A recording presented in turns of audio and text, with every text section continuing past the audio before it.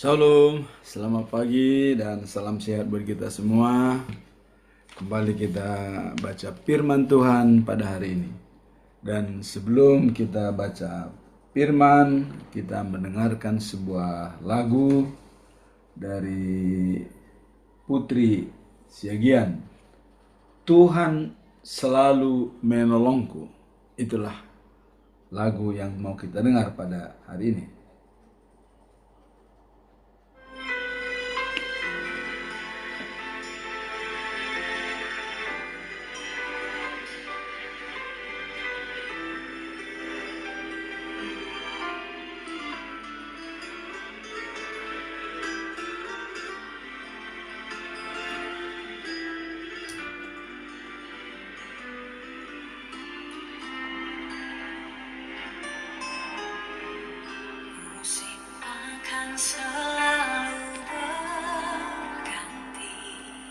Ya, kepada semua teman-teman yang ikut live ya. Sekarang kita belum naikkan masuk room untuk menyampaikan firman Tuhan. Nanti di akhir sesi setelah selesai kita baru interaktif ya. Tetap dengan fokus kita moderasi beragama tanpa mengganggu akidah dari masing-masing agama. Jadi nanti semua kita bicara dengan sopan dan menghargai satu sama lain. Demikian nanti kami di akhir sesi setelah selesai pembacaan firman Tuhan kita bisa interaktif ya.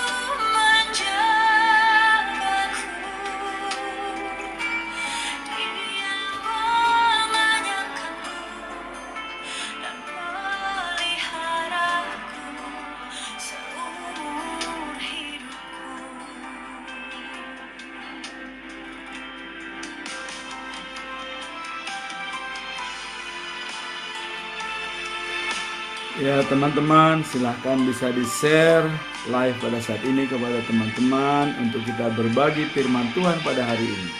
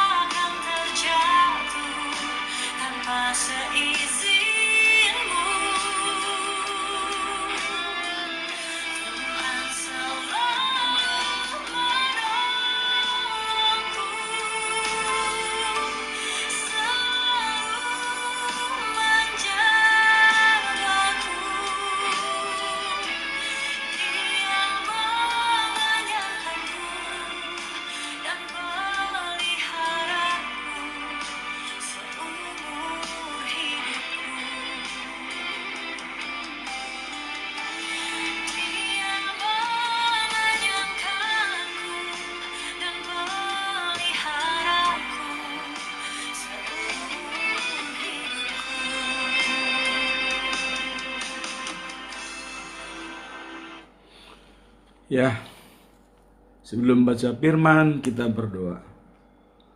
Terang dari Allah, cahaya dari langit, terangilah roh dan jiwa kami untuk memahami kebenaran firman-Mu. Dalam nama Tuhan Yesus Kristus. Amin. Firman Tuhan pada hari ini, di hari yang ke-86, tanggal 27 Maret tahun 2026, diambil dari kitab Nabi Hagai ya, pasal 1 ayat 5 sampai dengan 6. Dengan topik fokus pada utara sejati kita pada Tuhan. Itulah topik dalam hari ini. Sebagai nats adalah sebagai berikut. Oleh sebab itu, beginilah firman Tuhan semesta alam. Perhatikanlah keadaanmu. Kamu menabur banyak, tetapi membawa pulang hasil sedikit. Kamu makan, tetapi tidak sampai kenyang. Kamu minum, tetapi tidak sampai puas. Kamu berpakaian, tetapi badanmu tidak sampai panas.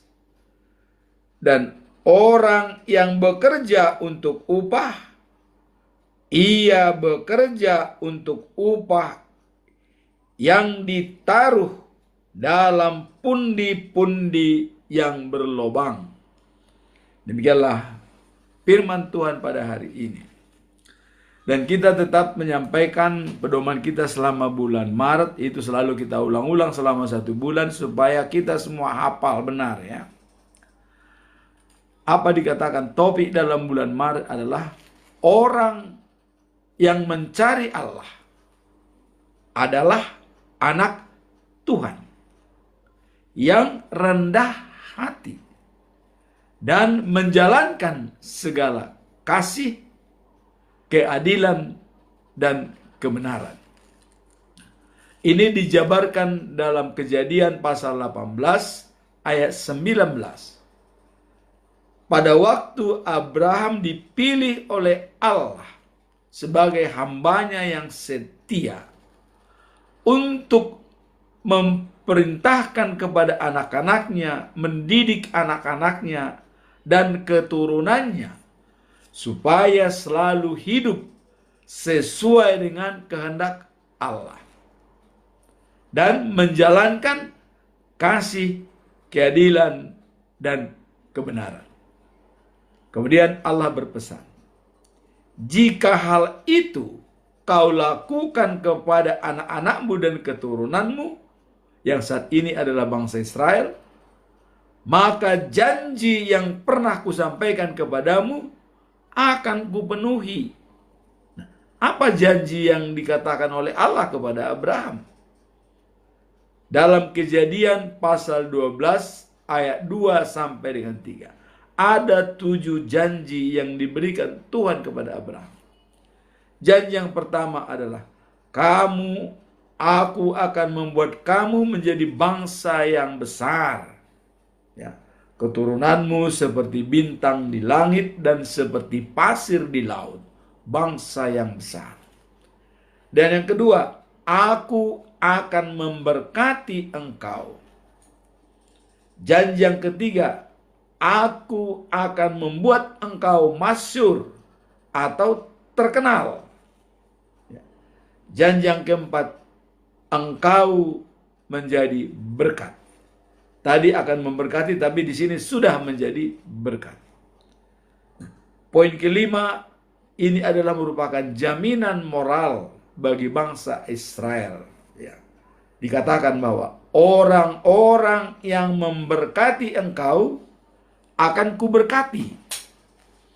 Jadi siapa saja yang berdoa kepada Israel dan memberkatinya, Allah akan memberkatinya. Nah kemudian poin yang keenam, janji yang keenam, orang-orang yang mengutuk engkau akan kukutuk. Jadi barang siapa mengutuk Israel, urusannya dengan Tuhan, ya. Bukan dengan bangsa Israel, bukan. Urusannya dengan Tuhan. Tuhan akan mengutuk dia. Nah, sekarang kita sudah tahu kalau kita mengutuk Israel, dikutuk oleh Tuhan. Maka saya himbau kepada semua umat Kristen pengikut Yesus Kristus, jangan pernah mengutuk Israel. Ini himbauan saya kepada kita semua pengikut Yesus Kristus, ya. Nah, kemudian poin yang ketujuh, karena keturunan Ibrahim yang notabene adalah bangsa Israel sudah menjadi berkat, maka Allah mengatakan semua kaum di muka bumi ini, di dunia ini, mendapatkan berkat melalui engkau. Maka dulu dari Yerusalem menyebar ke seluruh dunia berkat itu dari Israel. Tidak ada dari tempat lain. Itu sudah dinubuatkan dalam kitab Kejadian pasal 12 ayat 2 sampai dengan 3. Itulah pedoman kita dalam bulan Maret tahun 2026. Sekarang apa perikop hari ini? Fokus pada utara sejati kita, yaitu Tuhan. Apa latar belakang daripada Hagai menyampaikan seperti ini? Sebelum kita masuk latar belakang, kita melihat siapa sebenarnya Hagai ini, ya. Nabi Hagai ini siapa? Nabi Hagai adalah salah satu nabi perjanjian lama dari 12 nabi kecil, ya. Nah, nabi kecil itu kita tahu Hagai, Amos, Obadya, Nahum, Habakuk, Sefanya, ya, Yunus, ya. Joel, itu semua nabi kecil. Dan ada nabi besar, ada 3, yaitu Yehezkiel, Jeremia, dan Yesaya. Itu. Jadi di sini Hagai adalah seorang nabi kecil, dan kecil besarnya adalah tergantung daripada tindakan mereka yang memang dipercaya oleh Tuhan untuk menyampaikan pesan kepada bangsa Israel. Nah, di sini Hagai, ya, bangsa Yahudi, ya, di mana dia memotivasi bangsa Yahudi pasca pembuangan di Babel. Jadi setelah selesai pembuangan, mereka sudah mulai berkumpul kembali di Yahudi. Disinilah Nabi Hagai menekankan, memberikan motivasi kepada bangsa Israel.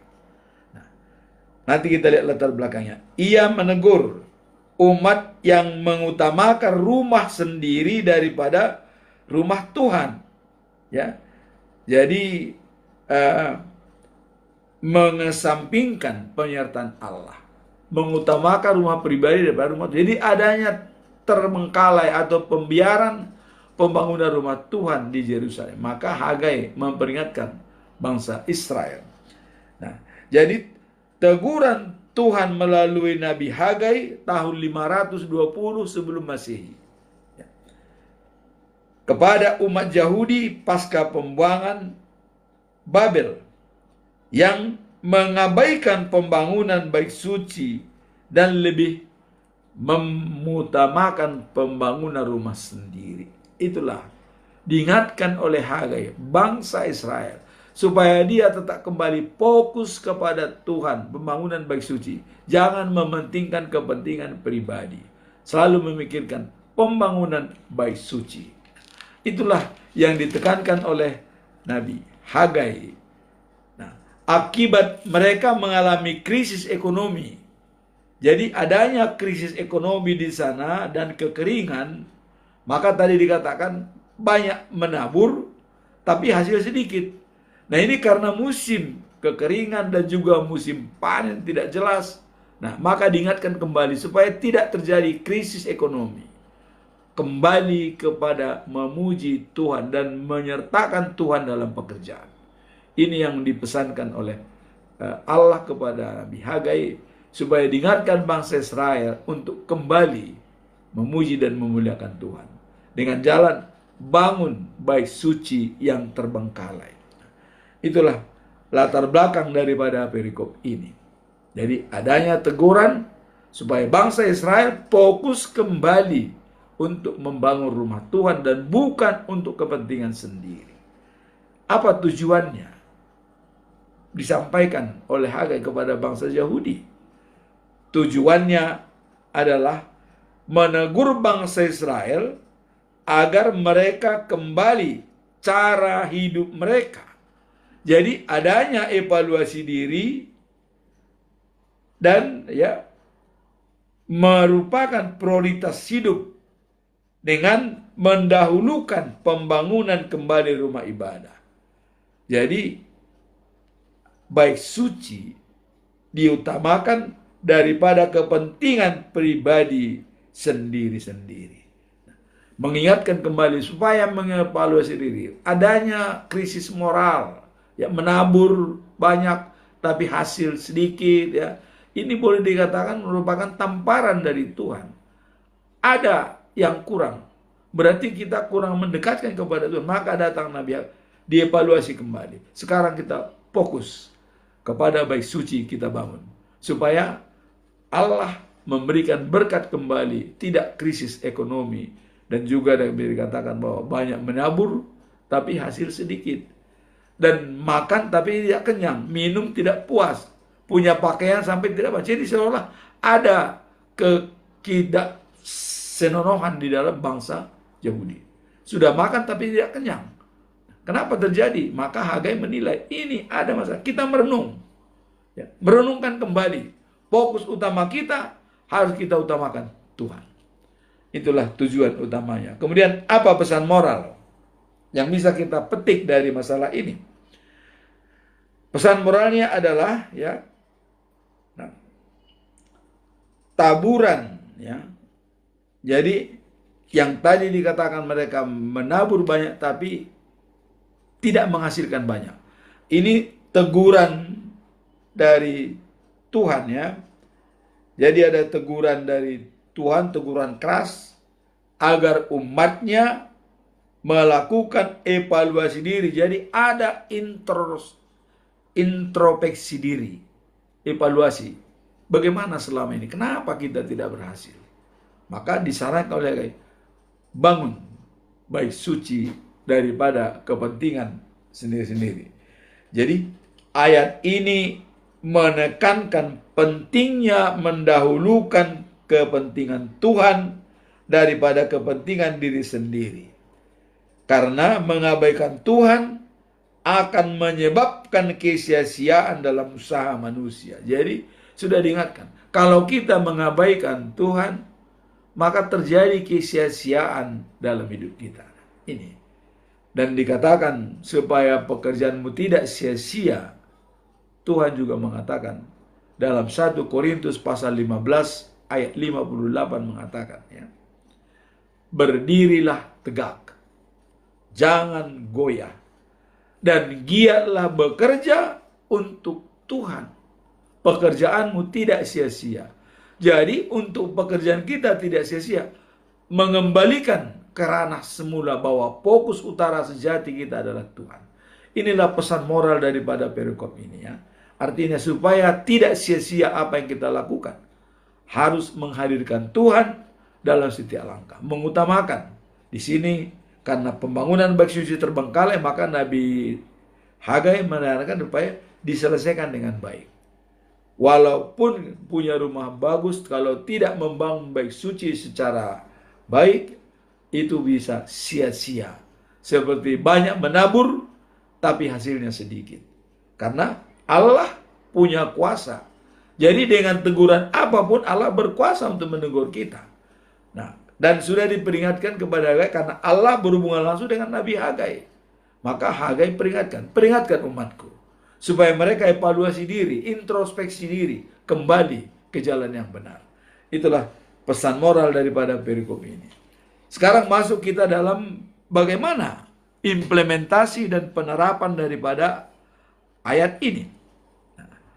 Dalam kehidupan sehari-hari, di sini perlu kita utamakan.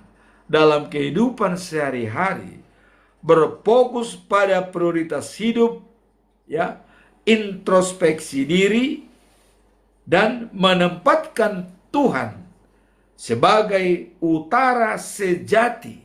Utara sejati berarti merupakan panduan kita yang utama di atas kepentingan pribadi. Jadi di sini adalah mengandalkan Tuhan di atas kepentingan pribadi. Jadi selalu menghadirkan Dia. Inilah implementasi daripada perikop ini. Kalau selama ini kita kurang bersahabat dengan Tuhan, maka diingatkan, kembalilah bersahabat dengan Tuhan supaya pekerjaanmu tidak sia-sia. Ini yang diingatkan oleh Nabi Hagai. Nah, bagaimana? Kita lihat poin-poin penerapannya bagaimana? Bagaimana menerapkannya dalam kehidupan sehari-hari? Saya membagi di sini ada 4 poin yang bisa kita lihat.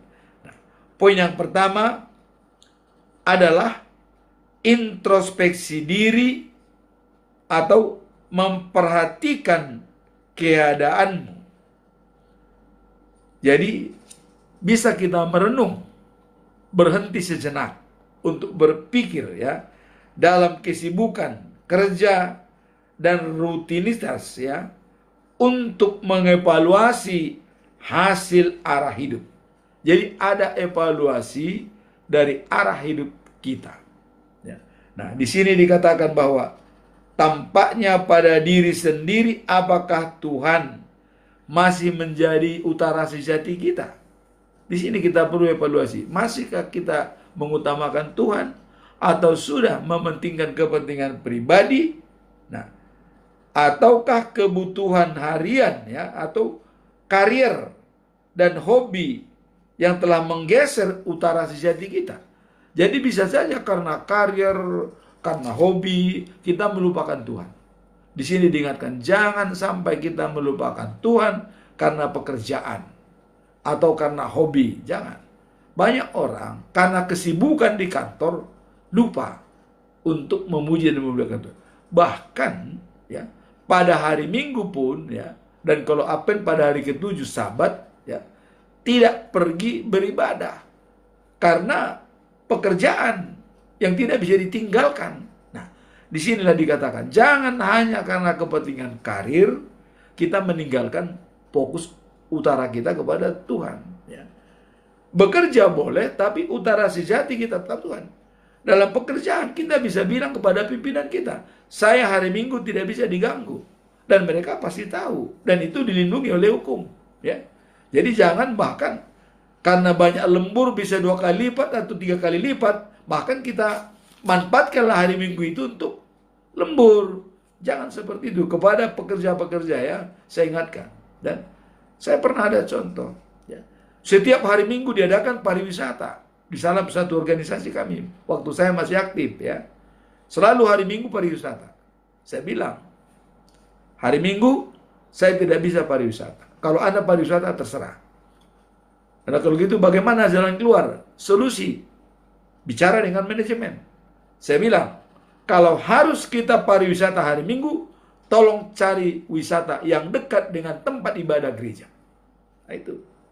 Nah akhirnya manajemen atau yang mencari koordinator setiap mau ibadah harus dicari gereja dekat dan ada transport disediakan.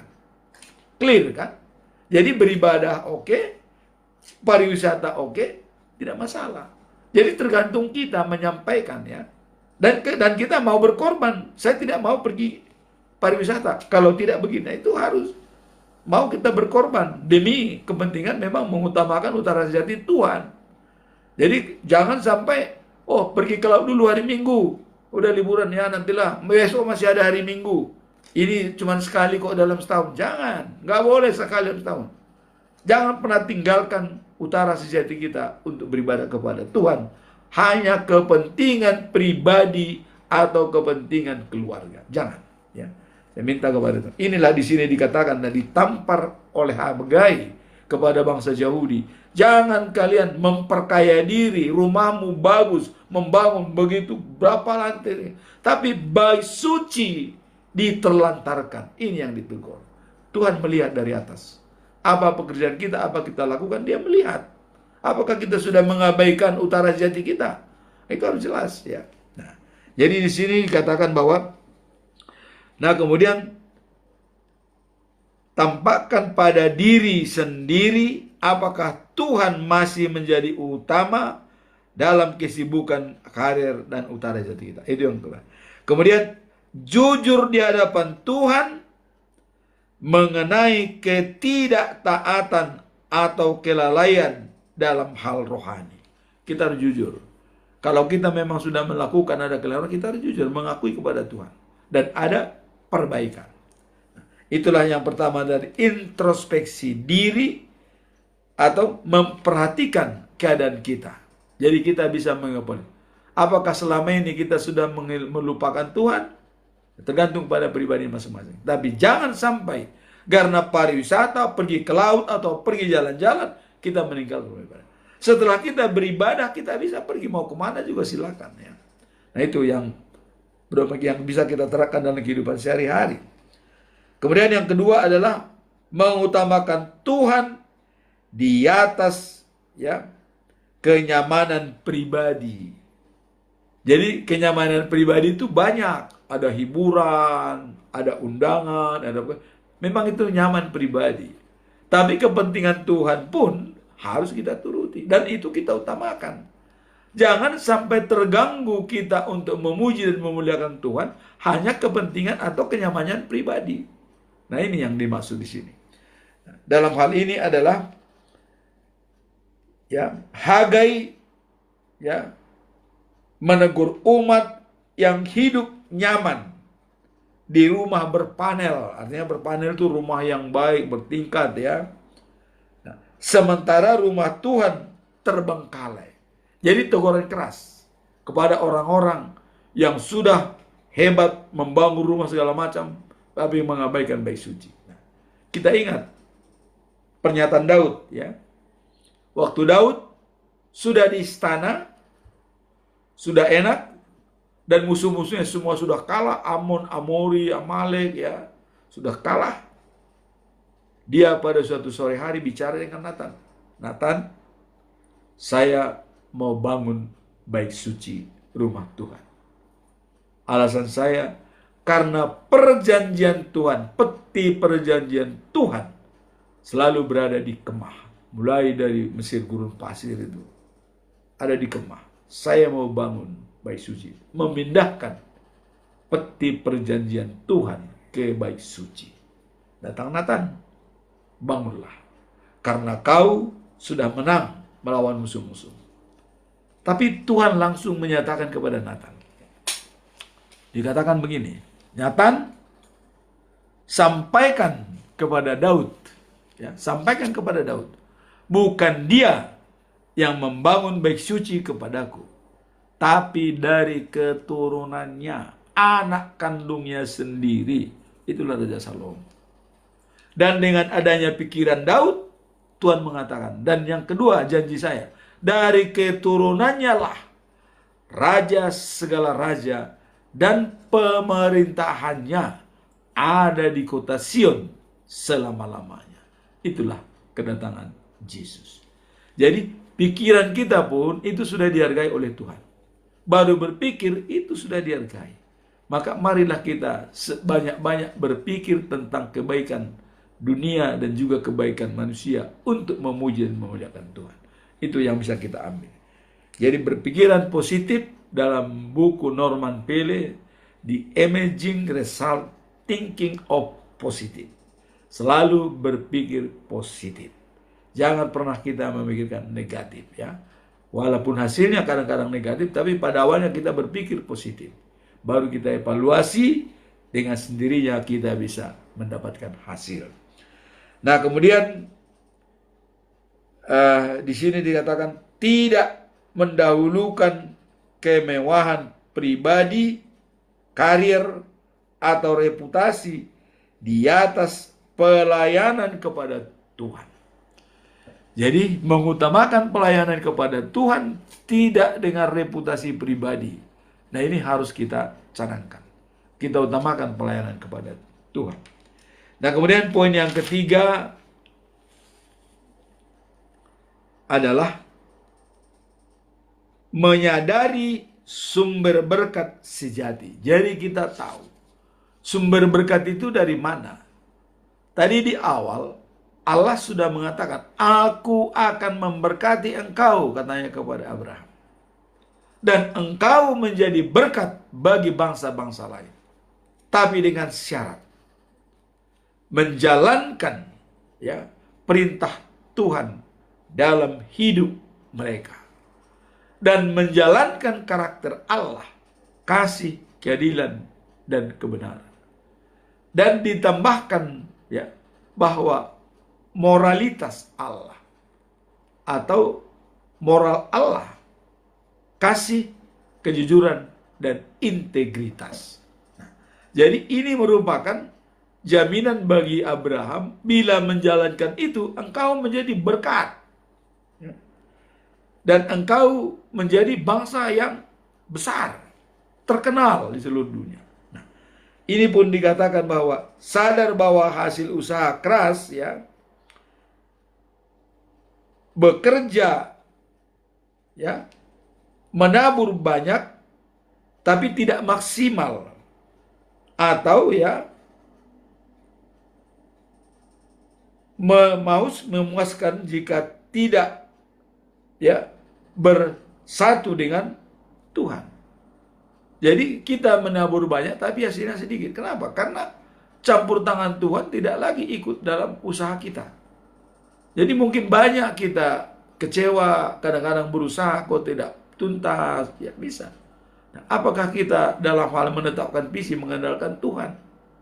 Di sini dikatakan, tentukan utara sejatimu adalah Tuhan, maka segala berkat itu akan melimpah diberikan kepadamu.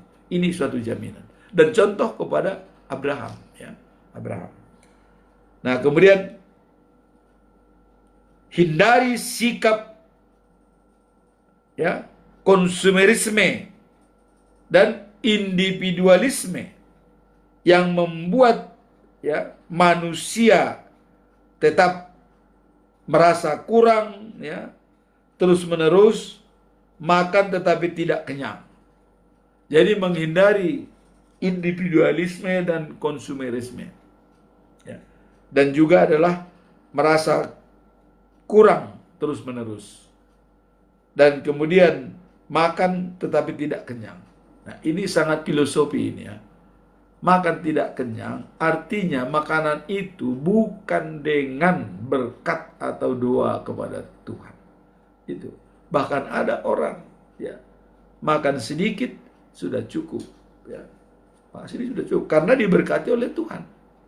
Maka ini kita lihat waktu Yesus memberikan makan 5.000 orang dan 4.000 orang. 5.000 orang diberikan makan hanya dengan 5 roti, 2 ikan. Bisa makan 5.000 orang, coba. Cateringnya bisa diciptakan sendiri oleh Yesus. Bahkan berlebihan lagi. 12 keranjang kelebihan. Nah, itu artinya menjadi berkat. Kalau sudah penyertaan Tuhan dalam segala usaha kita, maka itu semua akan menjadi berkat. Jangan sampai kita makan tapi tidak kenyang, minum tapi tidak puas, Itu maksudnya. Kalau sudah dengan berkat bahwa itu, maka setiap kita makan kita selalu berdoa. Berkatilah makanan dan minuman ini supaya kami bisa sehat. Selalu. Saya kira tidak ada orang Kristen yang tidak berdoa pada waktu makan. Selalu berdoa. Minta berkat. Karena makanan itu adalah merupakan kehidupan bagi kita. Nah, jadi mengutamakan di sini adalah menyadari sumber berkat sejati adalah Tuhan. Itu kita harus sadar. Nah, kemudian terakhir poin yang keempat, bertindak dengan ketaatan. Mengubah kata-kata menjadi tindakan dengan membangun kembali mezbah, doa dan ibadah yang mungkin sudah runtuh. Jadi dengan menelantarkan pembangunan baik suci, doa yang mungkin sudah runtuh secara jelas. Artinya, bagaimana tempat berdoa? Tidak ada tempat berdoa. Itu maka dikatakan doa yang sudah runtuh. Karena tempat berdoa itu adalah baik suci yang dibangun. Tapi kalau itu terlantar, bagaimana bisa berdoa? Nah, inilah yang diingatkan oleh Nabi Hagai kepada bangsa Israel, kembali kepada utara sejati adalah Tuhan. Boleh membangun rumah semewah-mewah apa, tapi utamakan juga pembangunan bait suci. Jadi ada keseimbangan, kepentingan pribadi ya adalah merupakan kepentingan Tuhan yang utama. Kepentingan pribadi boleh, tapi tidak menelantarkan kepentingan Tuhan. Itulah perikop ini. Jadi sebagai kesimpulan di sini adalah berani melangkah untuk melayani, memberi waktu dan sumber daya bagi pekerjaan Tuhan. Jadi kita harus berani melangkah untuk melayani dan memberi waktu dalam pekerjaan Tuhan, meskipun menghadapi tantangan atau kondisi ekonomi sulit. Jadi seperti kalau di Indonesia memang kita sulit dalam membangun rumah ibadah ya, karena harus ada prosedur. Dan itu pun sebenarnya kalau kita tempuh dengan baik tidak masalah.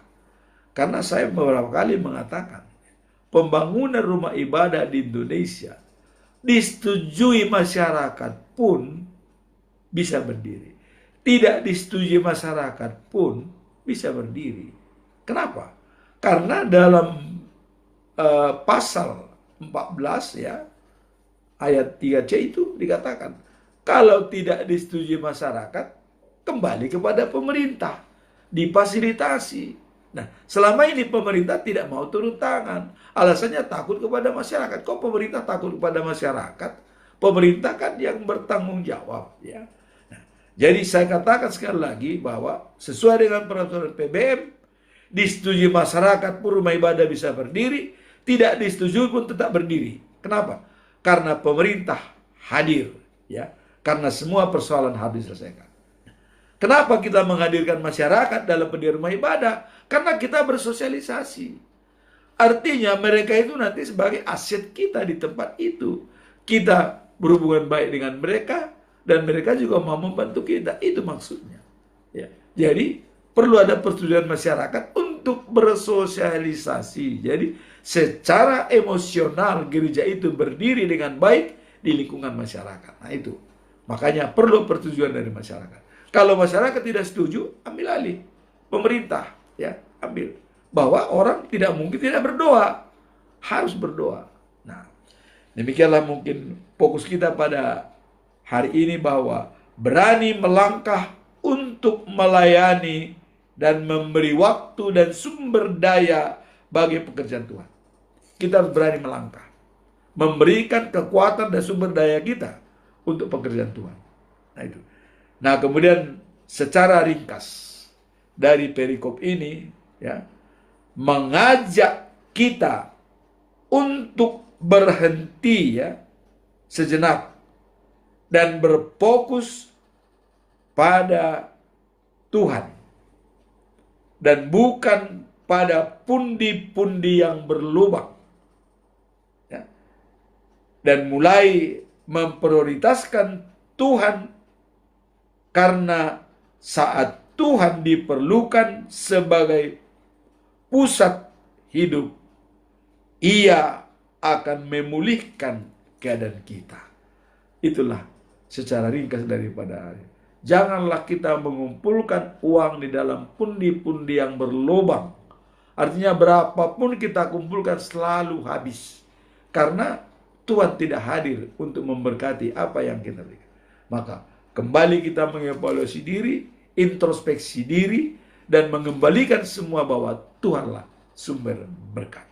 Maka dengan demikian, dengan perikop ini, teguran daripada kami merupakan teguran juga bagi kita apabila kita selama ini kurang fokus mengutamakan Tuhan dalam hidup kita, kembali kepada Dia. Karena saya sudah katakan beberapa kali, tujuan akhir hidup kita adalah life after life, the new of Jerusalem.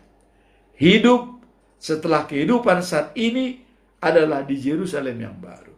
Maka kalau itu tujuan akhir hidup kita, kita harus menjaga bagaimana syarat-syarat untuk menjadi hidup setelah hidup. Dalam Wahyu pasal 3 ayat 10 dikatakan, menuruti firman Tuhan. menjalankan karakter Allah, kasih, keadilan, dan kebenaran. Dan setia sampai akhir zaman. Tidak ada jeda dan tidak bercacat. Maka mahkota kehidupan dan hidup kekal diberikan oleh Tuhan. Dan juga kita akan terlepas dari pencobaan-cobaan yang lebih dahsyat mungkin di masa yang akan datang. Kita tidak tahu. Ada yang lebih dahsyat. Pencobaan-pencobaan itu di masa yang akan datang. Supaya kita luput dari sana, maka menuruti firman Tuhan, menjalankan karakter Allah, dan setia sampai akhir zaman. Amin. Mari kita berdoa. Tuhan, bantu kiranya kami untuk senantiasa merenungkan prioritas hidup dan tindakan kami. Ajarlah hati kami dan pikiran kami agar selalu mengutamakan pekerjaan dan juga perkara-perkara yang membangun hubungan denganmu dengan baik. Sehingga setiap langkah kami hanya Engkau yang menjadi penopang hidup kami dan utara sejati kami untuk dapat menyelesaikan segala persoalan-persoalan yang kami hadapi. Dalam nama Tuhan Yesus Kristus kami berdoa. Amin.